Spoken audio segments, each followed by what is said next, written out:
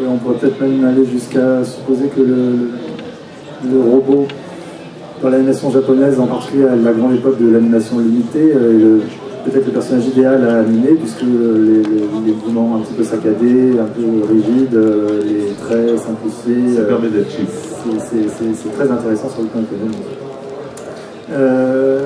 Olivier, vous parliez tout à l'heure du robot qui ne se limite pas à être une boîte de conserve stupide.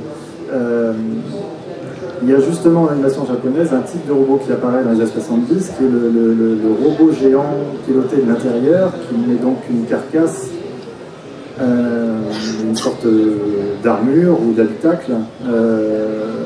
Est-ce que le robot est encore un personnage quand il n'est plus qu'une enveloppe? Alors ça, c'est peut-être une question personnelle pour moi, non. Mais c'est de la même façon que quand dans l'absolu, on peut très bien dire aussi qu'une machine-outil ou un robot de construction dans une chaîne de fabrication de voitures est un robot à part entière. Mais je crois que c'est pas dans ce sens-là qu'on accepte le terme de robot.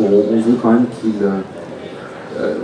soit qu'il nous ressemble, soit à la limite qu'il ressemble à un chien ou à un cheval ou n'importe quoi, mais à quelque chose de biologique et qu'il ait un minimum d'autonomie.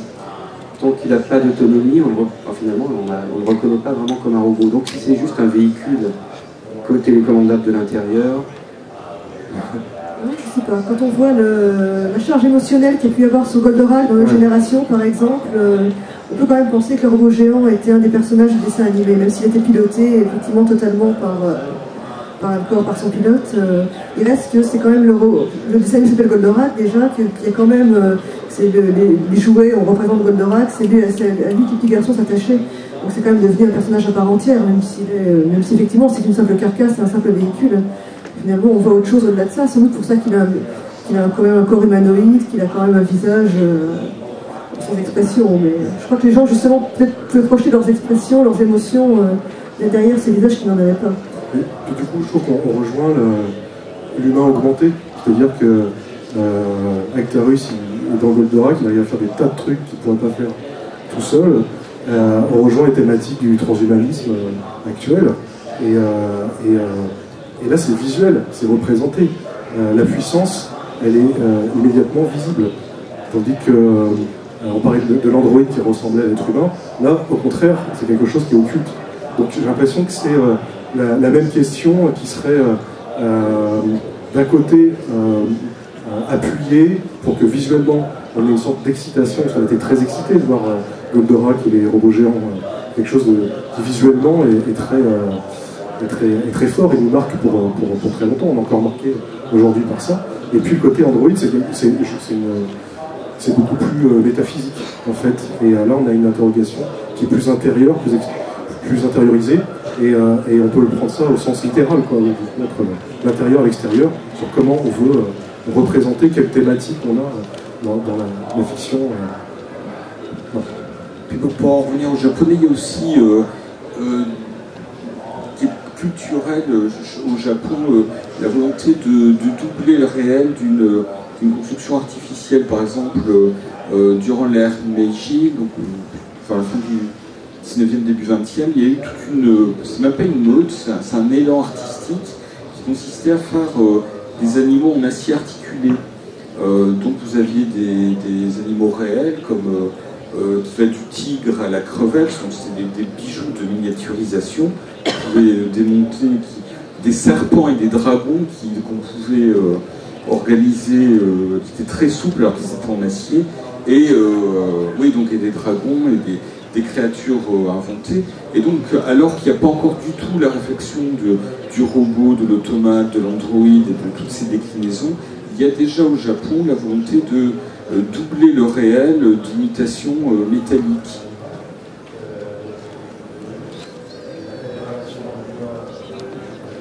Merci. Je vais ajouter une question. On parlait tout à l'heure du robot créé à l'égal de l'homme et qui peut-être, dans certains cas, lui devient supérieur, même si ce n'est pas forcément le souhait initial des créateurs. Le robot peut-il être meilleur que l'humain? Peut-il être plus fort, plus intelligent, plus fidèle? Qu'est-ce que ça...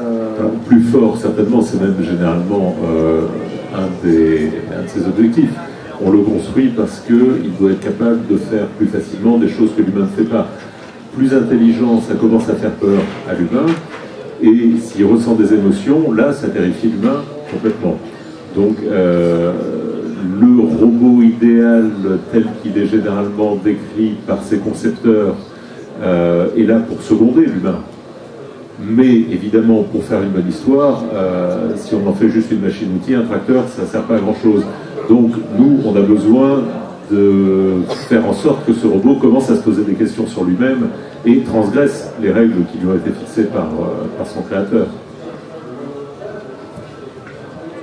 C'est vrai que là, il y a une vision radicalement différente, peut-être entre les Japonais et les Américains du robot. C'est-à-dire que les Japonais le voient vraiment comme, même s'il est intelligent, comme un aide à l'humain, et quelqu'un qui s'approche d'eux, qui serait toujours bienveillant, enfin toujours, j'exagère, qui serait le plus souvent bienveillant, alors que chez les Américains, c'est la figure du robot est beaucoup plus inquiétante. Enfin, il faudrait jusqu'à Terminator qui n'existe que pour tuer les humains. La thématique de la guerre robot-humain avec la victoire finale des robots est quelque chose qui revient régulièrement dans l'imaginaire anglo-saxon. Peut-être nous les Français, nous sommes entre les deux avec la tentation du robot bienveillant comme celle du robot destructeur. On parle justement des robots américains, des robots japonais. Quid des robots français? Alors, je ne crois pas pouvoir trouver d'exemple de robots dans le cinéma français, mais enfin, en bande dessinée française. C'est nous qui avons créé les automates, c'est Vaucanson du XVIIIe siècle. La première réflexion sur l'automate, c'est nous qui avons inventé le terme androïde. Donc, avant tout le monde, c'est ici qu'on a pensé l'humain artificiel. Ma question c'était où sont les robots dans la bande dessinée française par exemple? Est-ce qu'ils ont ils sont beaucoup moins présents que chez les Japonais, que dans le manga bien entendu. On voit de ci, de là quelques robots en personnages secondaires, mais ils ne sont pas très très présents. C'est vrai que quand on cherche des exemples, c'est ce que je disais tout à l'heure, j'ai cherché un petit peu et je n'arrivais pas à en trouver en bande dessinée européenne, je n'arrivais pas à trouver d'exemples vraiment marquants. Voilà, un robot méchant chez Franquin, je dirais plus des automates à droite ou à gauche que de véritables robots. Moi-même, je me suis aperçu qu'en 170 bouquins, finalement, j'ai fait un cyborg et ça date d'il y a 2 ans. C'est pas quelque chose qui a l'air très ancré dans la culture de la BD européenne.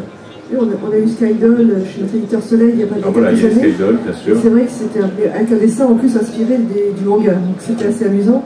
Et c'est vrai qu'à part ça, il y en a très peu. Moi, c'est pareil, en 20 ans de carrière, je crois que j'ai dû créer 2 robots, dont un pour une adaptation d'un roman. Donc, c'est pas mal. Et c'est tout. C'est vrai que c'est un thème assez rare.